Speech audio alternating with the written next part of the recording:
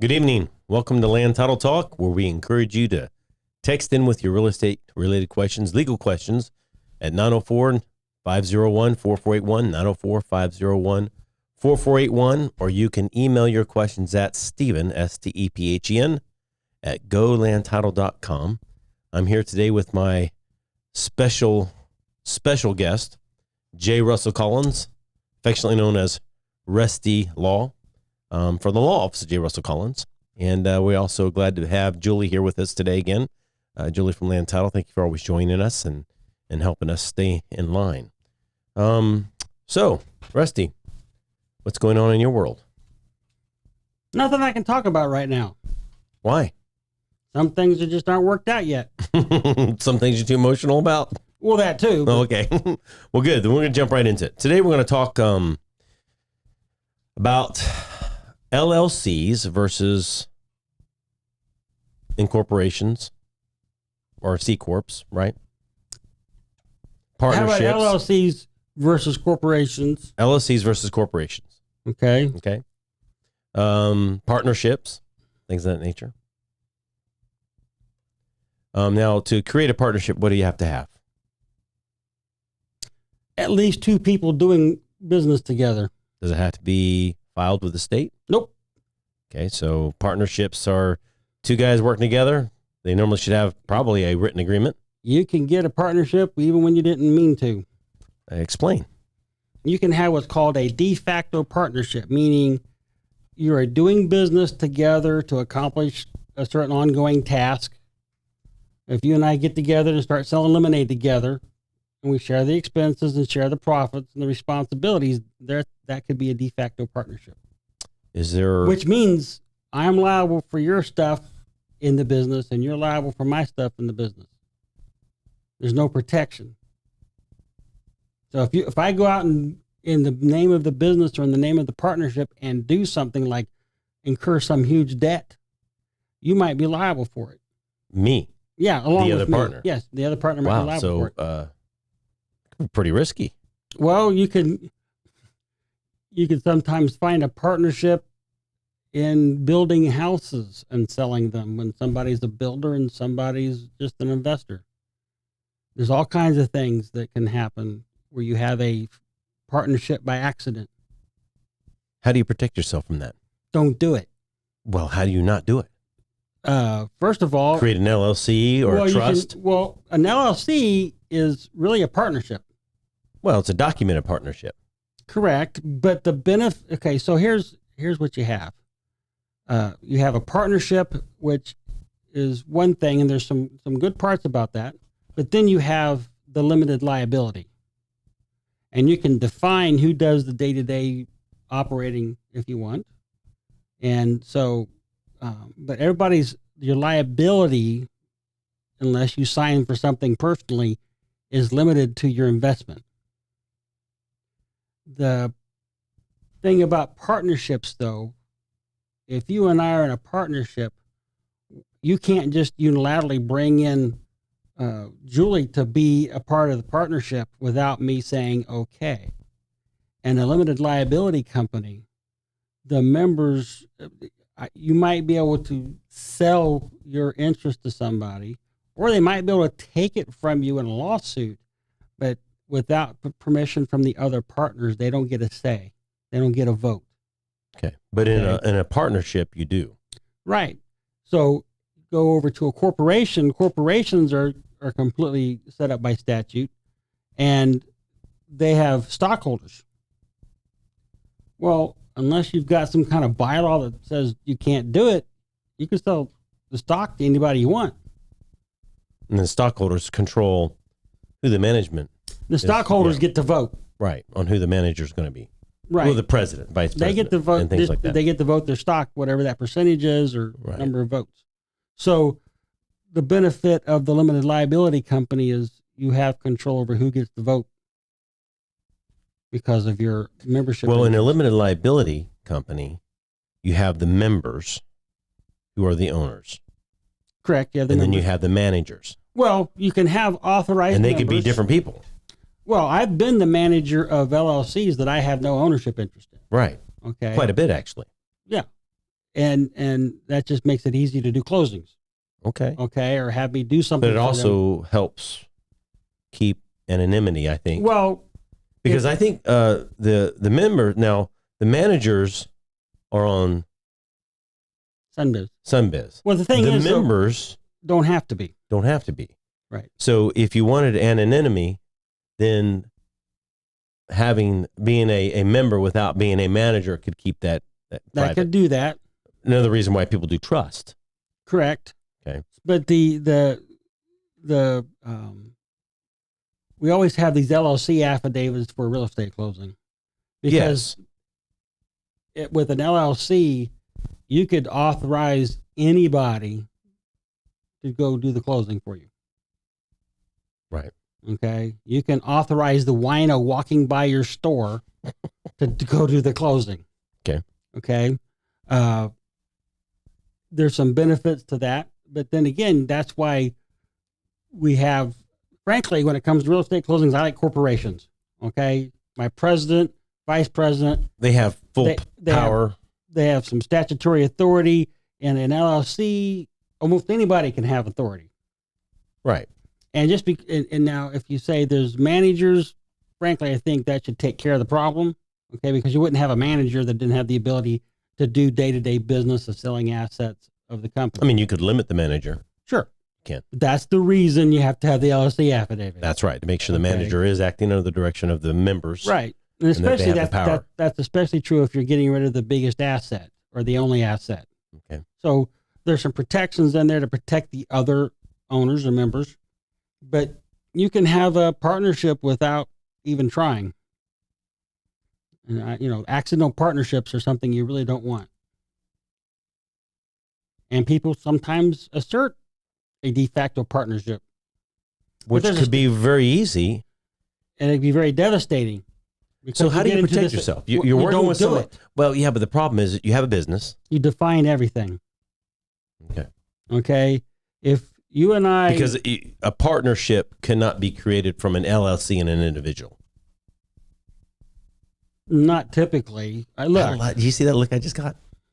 Like it when I do that. Well, I don't agree. The fact, you remember, this is a fact-specific thing. It is fact-specific. And if you have an LLC, a company, and somebody's in an employee position who is doing managerial responsibilities, could claim, well, I'm a partner. I'm doing wait a this. minute now. If you've hired somebody as an employee and you're paying them a payroll check. But I guess you could actually get in trouble if you said, hey, I'm going to have you on board and we're going to share on the profits. I guess that could create a partnership. That becomes the issue. Sharing in the profits is your big I don't want to pay you. I want you to manage. You're my employee, but I'm going to pay you based on profits. I don't think that's a good idea. That could be that could be a partnership. You need to pay employees a wage. I get it. Because there's all kinds of other unintended consequences. Get it. But that could also... That's how you make a partnership. That's how you make a partnership accidentally. Yeah. And we've seen issues. You had somebody talk to your office last night about an accidental partnership. Well, actually, it might have been a purpose partnership without writing. No, it's an the other side is asserting a de facto partnership. Oh, okay. Okay. It's causing this guy lots of problem. Yes. Okay. So, and it's a big deal. So how, to protect yourself from having that de facto partnership. Well, remember, and if what happens if the so-called person who wants a piece of the action, maybe not as a partner, but as an investor, if you're buying and selling cars, okay, you got a car lot, somebody's got a dealer's license, I have a dealer's license, and you want to be able to buy cars at wholesale, sell them on the lot, and participate in the profit that comes from that. And also a lot of those are deferred payments. So you want to participate in the interest. Okay. Because we're talking about 24% interest. Right. And over 24 months typically. So what you would be is somebody who's invested capital into the buying and selling of these cars. So the difference between a partnership would be, here's the thing. So the house, me, would get the when you say house, please be careful. The company. Because we're real estate people. So okay, yeah, that's right. You're totally going to mess us up. So Okay. the company, okay, whether it be an individual or the company company, has certain operating expenses. right? Okay. And then you have certain things that happen on each car. Okay, If I buy a car for $4,000, you got sales tax, you got and transfer tax. No, if I buy it for $4,000, there's no transfer tax on that because it's wholesale because we're using my license. I'm a dealer. I don't want to get off on what we're talking about. I'm gonna write that down and talk about it later. Okay, keep going. If I'm the dealer and I have the license to do the financing, okay. Yeah. So we buy the car for $4,000. Yeah, we got to pay sales tax when we buy the car for $4,000. No, we don't because we're buying it at wholesale. There's no wholesale cost. Taxes. You don't get wholesale. You don't have to pay sales tax when you go to the auction to pick up a car, or when you take a car in trade. You don't pay sales tax on that. What? Of course not. Don't say of course not. Julie, did you know that? I did not know that. Then don't say of course not. When Walmart, Blake, did you know that? Okay, there you go. When Walmart don't say of course not. When Walmart buys a whole bunch of stuff to sell, they pay sales tax. Makes sense. Understand now. Okay. Now, dealer doesn't pay sales tax when they buy wholesale. When they buy wholesale. Right. Okay. But they don't typically buy retail I just either. learned something new. Okay. Yet again. So you got wholesale. So we sell it for $8,000. Right. Okay. We may have had to do a repair, but let's just call it. So we got $4,000 profit. We got $4,000 in gross profit. We're still going to pay sales tax on $8,000. Well, depends. Now, did we have any? Did we call the $8,000? That's the actual purchase price, and then the tag and title sales tax on top. Well, in that case, the purchase price is higher if we're going to finance all that in. Right. So so those things are separate. Okay. Okay. But we have the $4,000 in, and we got a $2,000 deposit. Okay. Okay. Well, depending on what we did, where does that $2,000 go? Probably to all the cost. Well, it would go to the costs, hopefully. Okay. But if we have an 80-20 split, because you get 80% of the profit based upon your investment. Well, there's no profit yet, though. No, that's right. But if we buy it for $4,000 and sell it for $8,000, right? Okay, and with our payments over 24 months, we made an extra $2,000 in interest. Okay, so we got a $6,000 overall profit. Okay, but if we didn't take care of them taxes, well, those have to be reimbursed, don't they? Yeah, they come off the top because they're right before you do the split. That's right. Okay. Okay, so how do we have a de facto partnership if I have somebody working with me like this, but I'm basing their income on the profitability of what we're doing? I've created a de facto partnership. Well, what's the profitability based on? Well, I know it's over time, but still. Okay, right. So there's something in the statute about payments.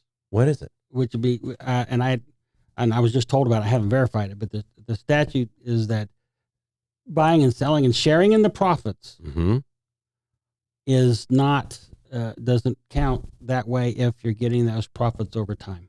Does not count as a de facto partnership. Right. Okay. I have to verify that. Okay. That'll work to so your I'm benefit. Just trying to say. The two people are not sharing in the operating expense. The only one person is. Right. Okay. The dealer in my example, me, I take care of the lights, the real estate tax. Actually, it's the rental. I take care of those things. Right. What you're getting as the investor is on a per car basis. Basically, you're paying. I guess we'll use the brothel. Let's use the brothel example. Okay. Please don't. The brothel gets its cut. Okay. Okay. That does not make the prostitutes partners with the brothel. Okay. There you go. How's that? Makes sense. House gets paid. Because house has expenses. Right. Okay. They supply the bouncers and stuff. Okay. And the rooms. But anyway, that's the you can have a de facto partnership accidentally, or somebody can assert it. Then you got to show that it's not that way. So you got to document things. You got to make sure that you have agreements that'll help from that. You can have a specific agreement that says us working this way does not establish a partnership. Okay, and as long as you spell that out, you should be fine. Right, and you have to act according to that agreement. Right. Limited partnership. Limited partnership is you've got one person who's the general partner who usually doesn't have all the ownership, okay? But they get the control with a very little bit of ownership. Limited partnership they were very popular in the 70s and early 80s with real estate, where you could control a lot of real estate, would have other investors, and people sometimes use it for estate planning or asset protection planning, but I don't see them very often. The thing is what's weird is a general partnership does not get recorded. There's no way, you don't register them. A limited partnership costs more than to file either an LLC or a corporation, and their annual fees are much higher. A limited partner? Yes. Yeah. And they're filed. Those have to be filed, yes. Yeah. So, all right. I just want to cover those slightly because I really want to talk about the benefits of an LLC versus a trust versus a corporation. Okay. Okay. Liability wise, if you were to counsel somebody, we do have a question though, actually, real quickly in reference to a de facto partnership. And so this comes from one of our listeners that says, what is the line for a de facto partnership? I mean, how do you? There's a statute about partnership, whether there's an agreement or not, and I don't have it to where I can quote it. Okay.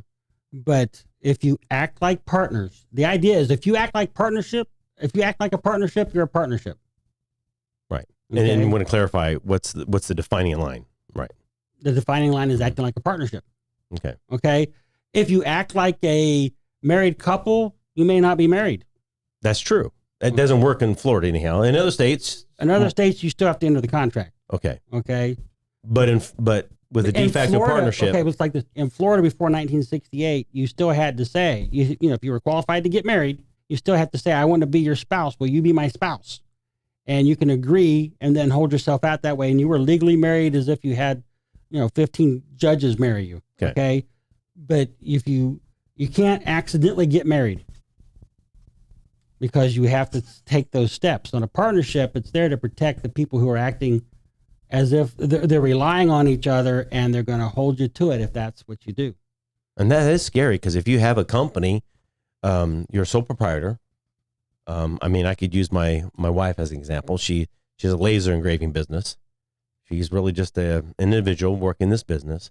She had somebody come in and help and say, hey, I'm going to allow you to whatever the profits are, I'm going to give you 30%. She could be creating a partnership. It's and possible. Okay. But you fix that by having are you getting 30% on what you bring in? No, 30% on the profits at the end. Don't want to pay anything until we have profits. When we start showing profits, you get 30%. Yeah, that's not a good idea with that more. That becomes a partnership. It can be a de facto partnership. All right. So the problem is then you have to define, well, who has what. Remember, in a real partnership, you have a capital account with what I invested and well, this person didn't invest anything. This person just came on. But their investment is their time and energy. Right. So and what and again using Bella as an example only. If Bella's like, well, I have a young company, I don't have a lot of capital to pay you, but I'm willing to reward you for your efforts. So we work hard together. When we start showing profits, you're going to get 30%. That's a partnership. Partnership. Okay. And if that person who's going to get paid that 30% went out and borrowed some money in the name of the company, in the name of the whatever the company is, even though it's not filed with the state. Okay. The best thing to do is something different. Okay. If you're going to do that, maybe you would do an LLC. Okay. Well, let's talk about that because I want to talk about LLCs versus corporations versus trust. Okay. So. Okay. So. And the main reason this is coming up is the question I get a lot, or should I say, I'm really love English. I'm a master of it not. Is the questions I get a lot of are, how do I minimize my liability? For example, a person who's buying property and selling it. If you want to minimize your liability, don't do anything. Correct. But if you want to go ahead and make money, and you're buying and selling real estate, some will become rentals, some will be just hold, rehab and sell. Where a person's liability, how do they minimize that liability? Well, and we're talking about liability because when you hire people to do work, people can get hurt on the property. Even somebody trespassing at your property getting hurt can sue you. Sometimes, right? Yes. Or liability for maybe things that transacted prior to, and you weren't smart enough to get an owner's title insurance policy, whatever the issues are, the liability, how do you minimize that as an individual to make sure that you don't put your family in undue risk? That's undue risk? Sounds good. Okay. Let's go with it. Okay, so we have to look at what we're trying to protect ourselves from. Okay, if we're looking for protection. Judgments. For what? For what? Money judgments. Okay, I got a judgment because of a credit card. No. I got a judgment because I was at my house and my contractor was doing windows and brought his daughter and wasn't paying attention, and a window fell on her and killed her. Okay, well, you don't hire contractors without workers' comp. Okay. How many people hire contractors without workers' comp? Too many. I don't know. Okay, so that's the point. But so you don't hire them. Well, listen. They must We provide, have a brother who's in the business. Right. Do you think he has workers' comp? Of course not. Okay. We want people to hire him. But he's working for himself. He is. But when he's on someone else's property and something happens to his daughter, okay? Does something happen to his daughter because something he was working on falls on the daughter? Does it really matter? Yeah, it does, because who created Does it really the risk? matter? He's still going to sue, right? It's expensive to be. It's expensive to be wrong or to be right. It's expensive to be alive. It's expensive to be right. Okay. It's expensive to be dead, too. It's expensive to be It doesn't cost dead. anything to be dead. Oh, yeah, it does. It costs people around you. Well, that's their problem. Okay. But so in the case of somebody comes to the property, so here's first they get killed. Okay. Okay. Best thing to do is act properly. So minimize your, okay. You have to look at it. Okay. If I'm a landlord, I make sure my properties are properly maintained. I make sure that I'm doing. Doesn't do. But you okay. You wear a seatbelt. You wear a seatbelt, right? Okay. But you still have insurance. Right. So you have to have your homeowner's insurance, and then if you're doing business, it'd be wise to have an umbrella policy, because the umbrella policy only picks up when your other insurance takes care of it. Okay. So that's the first thing. Okay. You have your own insurance. I'll accept that as the first thing. Okay. And But let's get to the crux of the issue. But you also need to if you're a landlord, you need to make sure certain risks are minimized. You don't let people rent from you who have dogs that are aggressive. You don't let them have dogs that are bulls or pits or whatever. We get that. Okay. Dobermans. You take care of that. Okay. Sorry, Doberman owners out there. I mean, whatever Pitbull owners out aggressive there. dog, you're taking a risk. Okay. You make sure things are maintained, and you make sure another thing you do is you make sure your tenant has tenant's insurance, because the biggest part of tenant's insurance is liability. All right. So now you're spreading those risks. Now, when somebody's coming working on your house, if you got a contractor, they need to have their own workers' comp. If you've got a handyman, that person's self-employed.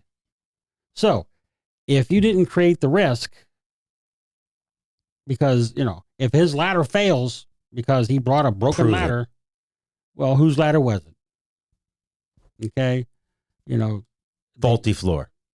Well, could be. My point is, how does a person minimize their financial risk when it comes to these types of situations? Best thing is I know you say umbrella policy, but what's the benefit of an LLC versus a corporation? Where does the liability? Those are about the same, Because protection-wise. if I'm an individual, okay, and I own a company and I solely own that company, and they go after the company, can they pierce that, what they call the corporate veil, right? They can, but it's not, they try to do it every time. Right. So the way you pierce the corporate veil is you make the corporation or the LLC your alter ego. Right. And So- if you're single managed, No, even if that's not the reason. If you've blurred the line between yourself and the company, you're paying your personal expenses from company funds. well, nobody does that. Okay. If you take and you give yourself a paycheck and you use your paycheck for personal and the company for company. What if you give yourself a paycheck and you use company funds? Okay, that's the problem. See, so if you make it make sure that the company is its own person, Okay, when the statutes use the word person, they also mean artificial people like LLCs and corporations.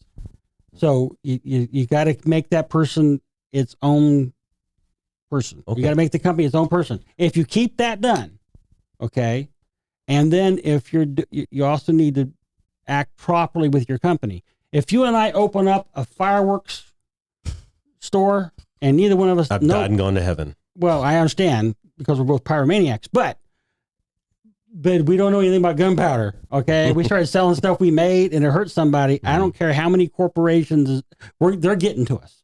Okay, unless we have the right amount of insurance. Okay. Now, if we're running a parachuting place, okay, I'm just using ultra stuff. It just it helps me with the concept. Okay, if somebody jumps out of a plane and the parachute's been packed typically like it should be, and something goes wrong, they assume that risk, okay? But if they pull the ripcord and an anvil comes out, we would call that gross negligence, okay? Or maybe murder, I don't know. But the point is, you're not going to get protected from gross negligence usually. All right, but that's why you have the umbrella policy. That's why you have an umbrella policy, right. And you have but you also, if you're doing a business that has normal risks that need to be insured, then you insure those risks. Okay. There's a proper amount of insurance for everything. It's just the cost of doing business. Right. And you've always explained that so beautifully. Insurance is many people putting into a pot to. Right. So you think with the car insurance or the financial responsibility, there's a risk. There's always a risk in things we do. And so when we think of cars, even when people are acting at their best, and they don't always do that, somebody's going to make a mistake. Okay. That's what we call them accidents. That's right. Okay. And there's always that risk. So the best way to minimize the risk is to spread it over as many people as possible. And that's what we call insurance. Right. It actually does work great. It should. Yeah, I shouldn't use the word great. I apologize. I'm thankful for it. How about that? That works. So what would you, if somebody's buying many properties, and would you suggest they set up an LLC for each property? Well, is that the better way to minimize that risk? Because now each LLC is self-contained. If the property blows up and there's a $100 million claim for 20 people got burned up, and they blame you for faulty wires that you should have checked, okay, that you didn't for some reason. How are you paying the bills for that LLC? We can get to that. If you make it a separate person, it has its own checking account. If it's its own person, it has its own checking account, and it has it's self-sustained. Yeah.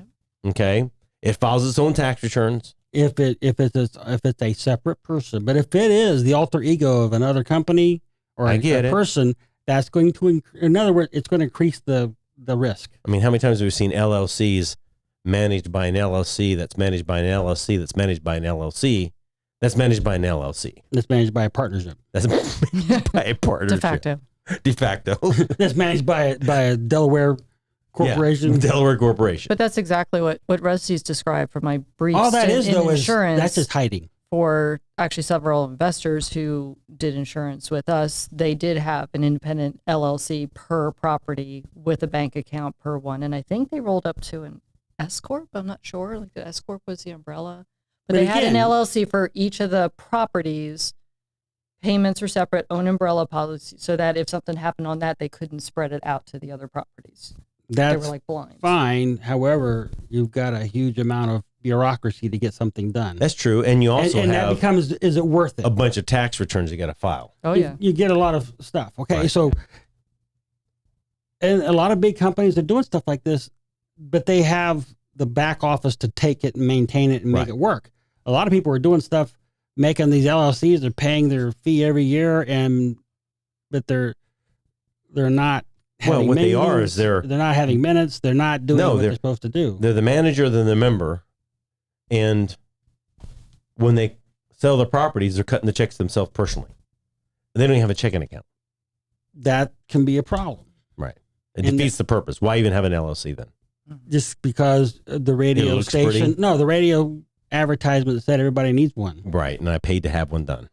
Right. Okay. I have a specific question I want to get at. But the trust versus an LLC.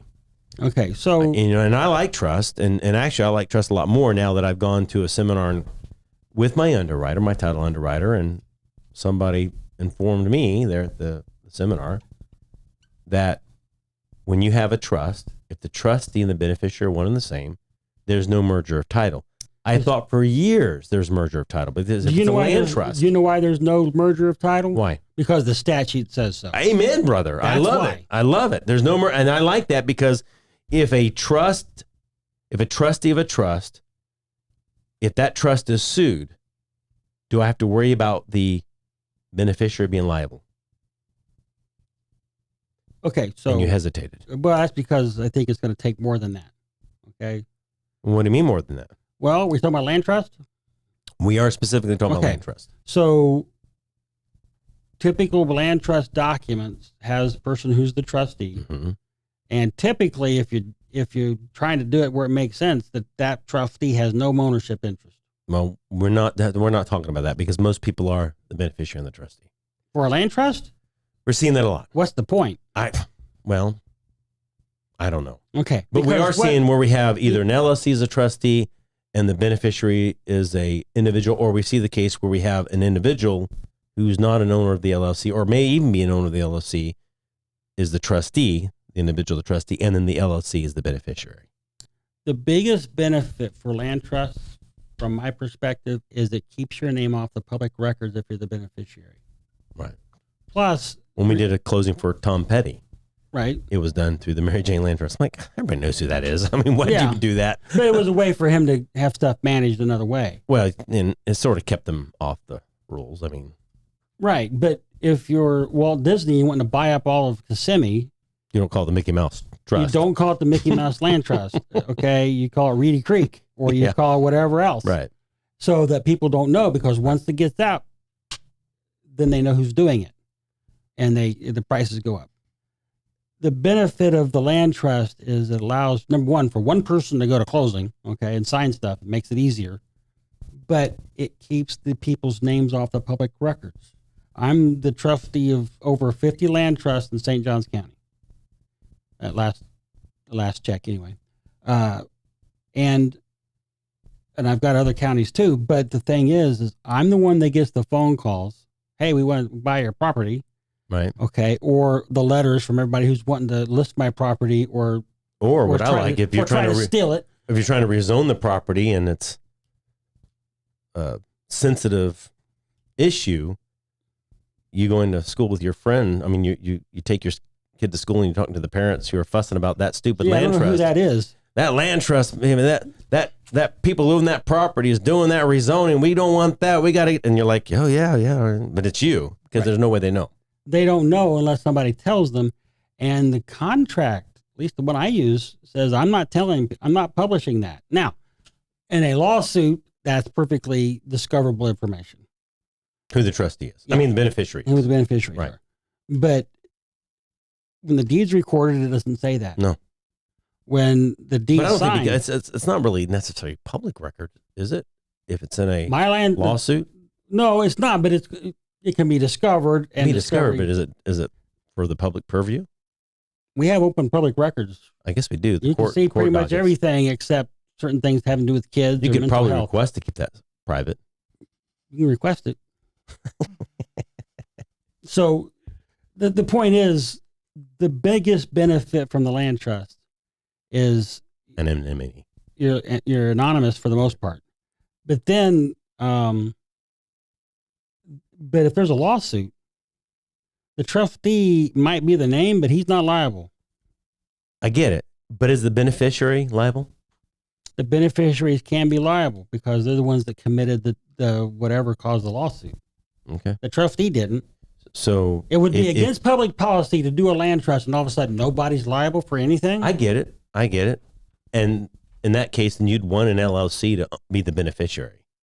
Because you That don't would want it work. transferring across all your personal life, your personal Your personal belongings, other assets. personal checking accounts, and Well, things like great. that, vehicles. So, all right.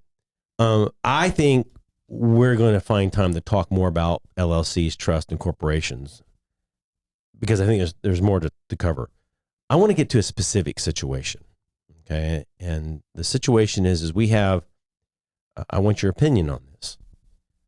We have an LLC who is managed by an individual, has two other owners, okay? There's two other members. So there's three members total. Okay, so you have three members. Three members and one manager. Okay, but the manager is also a member, so that's a managing member. Managing member. There's one member that's upset about the management of the company, of the LLC. And that person is now filed a lawsuit and has given a closing company a cease and desist on the disbursement of funds. Now, there's no official judgment order. There's nothing, just the attorney saying, don't you disperse these funds because this owner, this member, is not happy with the management of the company.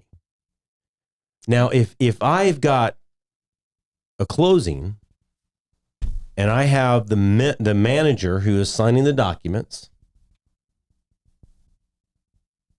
can this member stop my closing from either happening? I don't think they can because the manager obligated the LLC to close. Well, number one, correct. Is there an operating agreement? Probably. That was a yes or no question. Well, I would assume that there is. And assuming there's what? Yes. Okay, let's say there is. Okay, then the operating agreement should say what happens. The manager gets to make the decisions, right? Is this the only asset of the company? No. Okay, that's helpful. Yes. Okay. Number one, Even if it was the only asset of the company. then If the manager has obligated the LLC to the closing, this is a matter of fighting about Well, number money now. one, They can't stop the sale. number one, nobody's disputing the fact that the purchase price is a decent purchase price. I don't know that. They could. But at what point is that manager who we should be able to trust to make decisions for the LLC, if they obligate the LLC, can anybody I think the can a people member come back and say, no, I don't like that now? I Okay. mean, and try to stop a sale? if the manager is acting improperly, he has liability to the others. Correct. But can they stop a sale when they've already gone under contract to sell? They probably can't. I don't know how you would get that job done. I don't know how you get it done either. Okay, because But now what the manager's doing, the member is doing is the member saying, well, I'm going to give instructions to the closing company to not disperse the funds. Well, how does that person have? Okay, I don't think they have that authority. My point is, Rusty, Right. is I think that what has to happen is the check's going to the LLC. correct. So it's his problem to fight with the LLC about those funds and not he. I don't think he or his attorney can dictate to the title company or the closing attorney what to do with those funds. Right, but here's the thing: many closing agents will not act if there's the threat. I of a get lawsuit. that. I get that. But So, I'm taking I think that that- out of the equation. But that's the reason for the so-called I understand cease and for the desist. cease and desist. Okay, but that cease and does- desist but has if, no but if legal. you're giving legal basis. counsel to not that a closing attorney would ask you for legal counsel, but if you were that attorney, let's say you're the attorney closing the transaction, and you have an LLC that's obligated themselves to the sale of this property, and this LLC is now at closing's door, and you get a letter from one of the members stating you will not disperse the funds. We're going to hold you personally liable for dispersing the funds if you disperse the funds to the LLC. Put up or shut up. What does put up mean? Sue me. Okay. Okay. Okay. Now it becomes a business decision for a closing agent. Right. Okay. Because they have to defend it. They have to defend it, and do they want the? But if For you're an one- attorney, if you're an attorney closing it, what would you? Oh, I still say put up or shut up. Okay. You would say, I'm closing. I'm closing it. I'm giving. And well, the because attorney would number say, one, well, I don't have time to file a lawsuit. I just got told about this tonight, and I have no time to file a lawsuit. You're I closing wouldn't tomorrow. I wouldn't file a lawsuit if I'm the closing agent. There's no reason for me to do that. No, And then, you misunderstood. and if The I was the attorney for the attorney for the member, the member is stating that this attorney doesn't have time to file that lawsuit before the closing. well, good for him. Too bad, so sad. Get a different lawyer. Okay. You can do stuff if you present the right information to a judge and put up a bond. Okay. Okay. And for a several $100,000 closing, it might be a several $100,000 bond. Go ahead, write a check. Okay. Okay, to cover the potential loss to the LLC. But then again, Well, I mean, the LLC, there's no stopping that sale. well, you could, if you could get a judge to sign off on it, yeah. But that's why I say it would cost a lot of money to How do that. would you? How would a judge, even in good conscience, If stop you a could- sale? If you could show that there's the property's worth $1 million and you sell it for 100,000, that might be a Okay. thing. Okay, Yeah, but you're still I got to think put it's up a too bond. late for that, Rusty. Well, I understand, and here's the thing. We talk about it all the time, the power of a contract. Right. So here's the things that if I'm one of the members and I don't like what I think the manager's doing, okay. Number one, we have the SunBiz. We can find out who we're supposed to have as the person who can make a decision. Mm-hmm. Okay. If this is a manager managed company and I'm the closing agent, I'm going to want to see the operating agreement just to make sure there's an operating agreement. Those are listed on SunBiz. Operating agreements, there's no way, you don't pull out an operating agreement from SunBiz. There's no operating agreement there. No. Okay. That's kind of a private contract. Okay. But the point is, I always thought what did I pull in from SunBiz then? you might see the articles of organization or the articles of incorporation. I thought I was seeing operating agreements, but I guess not. Man. Okay. So I would, if I'm the closing agent, I've got this conflicting thing happening. I'm going to want to make sure that I'm on the right side of this. Number one, you check SunBiz. If it says there's a manager, okay. Now, if you got 3 people who are managing members, that might be a problem. Mm-hmm. Okay. But if we got a manager, if you got 3 people that are managing members, then I'm going to want to see a meeting minutes where, and is there a voting structure? Can 2 out of the 3 say go and it works? Or does it take 100%? That's when that operating agreement becomes important. But if we got a manager and it says the manager can take instruction from 2 of the 3 and the 2 of the 3 say, let's have a closing, I think that's going to support the liability situation.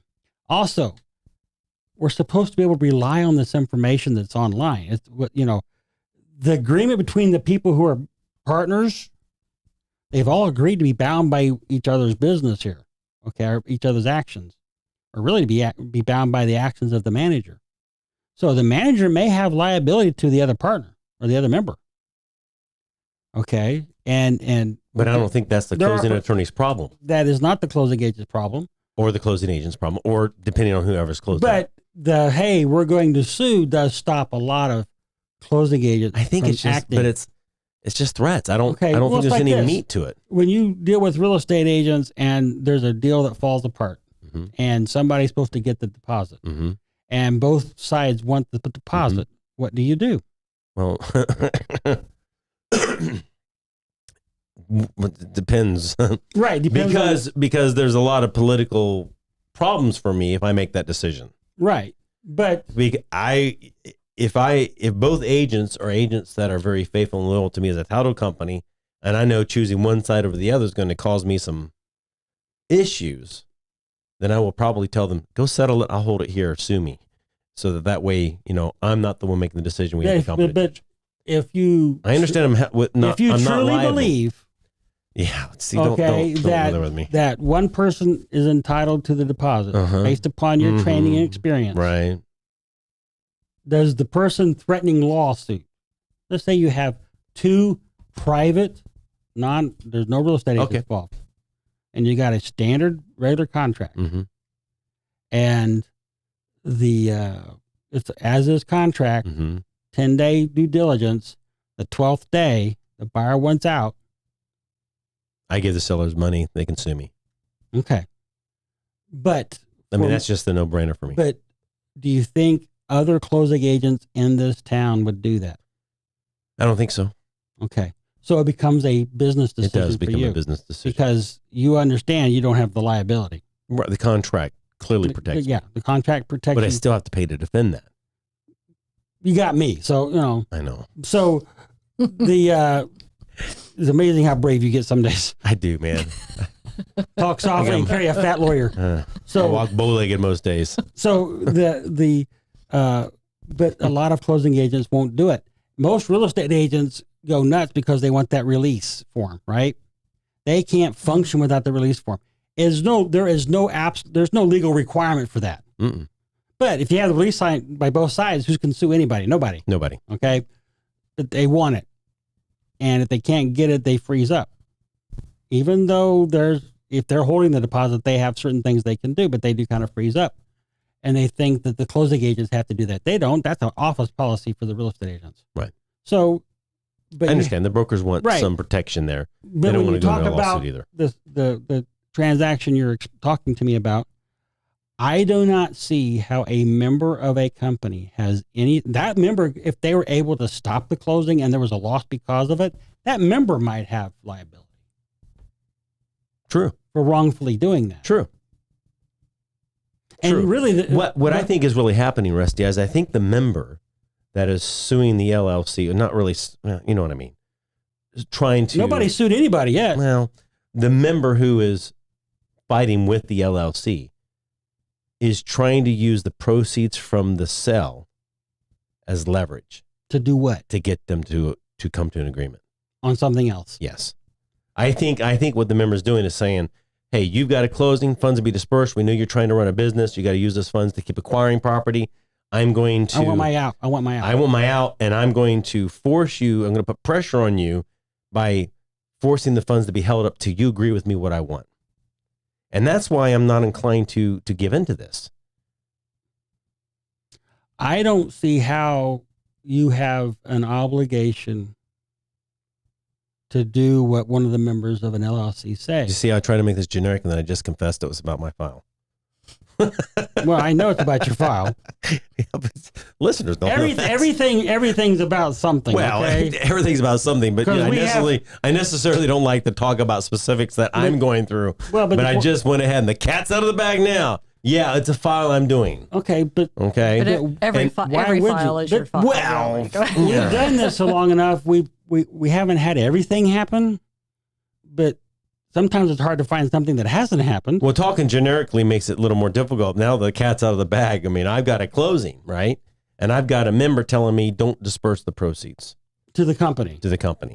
And I'm sorry, I don't think you have that right to tell me that. What right do you have to even obey that? That's my point. I don't see how, of course, and do you think it was the member that called me? I don't know who called you. Who do you think called me? Probably a bloodsucking lawyer. Bloodsucking attorney did. But again, they think that means something. What's that? They're saying that means something. It doesn't mean anything. How do you have liability to anybody except the company? Right. And you're dispersing the money to the company. How is there a liability? Okay, I think that's a lawyer flexing something he doesn't have. You flexed before. I don't flex like that. No, you don't. Actually, you don't. But I understand the flexing. I mean, I get it. This lawyer is trying to get the company to come to the table and to finish the negotiations that they're in the middle of. And the company's taking a hard line on something. Well, the attorney and the member. The company's not taking a hard line. Yeah, the company is taking a hard line. What, they're going to do the closing? Why would the company want to? The company's taking a hard line on what this member is trying to get out of the company. And if there's an operating agreement, there's a way to do that. I don't have any behind the scenes knowledge of what they're arguing about. Okay. But there's an argument going on, and what's happening is, closing's coming up. Well, maybe you should have a better operating agreement then. It says how you do it. Closing's coming up, so I will put the pressure on the title company through an attorney, a threatening attorney, to not disperse the funds because they need those funds for next. Well, the point is this: there's a company. The company's making some money. We all have a cash account. Okay, so is there a buyout provision? Do I have to? If one person wants out, do they have to buy them out? Rusty? I'm just saying. My point is that I'm not obligated to. But you also have a duty to each other in a partnership, even if it's an LLC. Right. So they all need to act right, and the funds that are going into the company need to be dealt with correctly, but nobody has the right to just unilaterally take their piece out. But that's not my problem. It's not your problem. Right. So, Because it's not your problem. The company is operating. Okay, somebody who's duly authorized signed a contract. Somebody who's duly authorized is coming to a closing. Mm-hmm. What right does any closing agent have to say, thanks, we're just going to hold the money until this other person stops complaining? Right. How do you even know that person's a member? I mean, names match up. I mean, we have documentation. We know that that person's a member. You're still a member? I don't think so. Here's what we need to do. When we will look at the paperwork, and not now, but I mean, it's something that we need to look at. But I feel very confident my stance on this. That this is. There's all kinds of things that can happen, but where's the liability Right. for a wrongful act? Okay, so I'm just going to call up some title company and say, if you disperse those proceeds, I'm going to sue you. That's kind of gutsy. And what's the cause of action? You didn't do what I said. I'm an attorney. Okay, well, boy, I'll wait for that. I want somebody to come crown me that way. Most contracts take on average 30, 45 if it's a manufactured home to close. They've got that time to work this out. So if they can't work that out in X amount of time, you should just do your duty. Well, I think there's just no, there's no. There's a breakdown of whatever should the do your agreement was. duty. The only ifs is that person authorized? Do I have the right to rely on the representation that I'm the manager and I'm here to sign these documents? I have the authority of the company to sign these documents. Now, I guess if you knew they were going to take the check and figure out a way to cash it and run off to Vegas, maybe That's different. you might have some different thing there. But here's the thing: if you don't disperse, I'm not dispersing. I think the I'm more funds. liable doing that. If you don't disperse the money, maybe the manager says, "I'm not signing." Right. Who stopped the closing? The title company. Not really. It was their decision not to close. Right. But I'm just saying, then you may have liability under tortious interference with a contract. I don't think, I frankly, if the member was successful in stopping the closing, they might have liability under that tortious interference with a beneficial contract. So, lawyers like to threaten. I am not a big fan. I don't even like sending demand letters. You just like filing the lawsuit. Well, I can see me saying, here's the lawsuit I'm filing on Friday. If you'd like me not to do that, please call that person and see if you can't work something out. But if they don't call me, I'm on autopilot. I have been paid. Okay? That's not a threat. I've been paid to do this. If you want me not to do that's this, a promise. there you go. But unless there's a statutory reason to send a notice, I'm not big in doing that. All right, this has been Land Title Talk. We're going to take a short break for 3 weeks, I believe. And then we'll be back here, the Thursday after the 23rd, whatever day that is. The Wednesday. Thursday or the Wednesday? Oh, Wednesday. So that would be the 27th. We'll be back on the 27th of August. We've enjoyed this a lot. Rusty, how do people find you? 904-829-6600. 904-829-6600, or you can call him on his cell phone at... No, you can't. I didn't get it up. My phone's always forwarded anyway. No, that's not true. Or you can reach me at Land Title, 904-797-9600. Land Title America has been in business since 1997, and we come from a long line of title people, title professionals. Our grandfather started in the business in the 70s, and we got involved. I think I'm the first member of the Collins family in the title business because I started in the summer of 1979. That's crazy, isn't it? Before my senior year at Palaca High School. So we've been in when business. I was 16. There's drugs for that. You can't get out. But we appreciate you listening and being part of our show. Land Title of America looks forward to helping you with your real estate closing needs. We'd love to help you with any of your refinances, your purchases, your buying when you're an investor. We also like to deal with distressed properties and helping you maneuver through the dangerous landmines in real estate investing. But you can call us anytime, 904-797-9600. You can also reach me at my cell phone, 904-501-4481. 904-501-4481, or email me at Stephen, STEPHEN, at golandtitle.com. It's been great having you. We look forward to seeing you in 3 weeks. Thank you very much.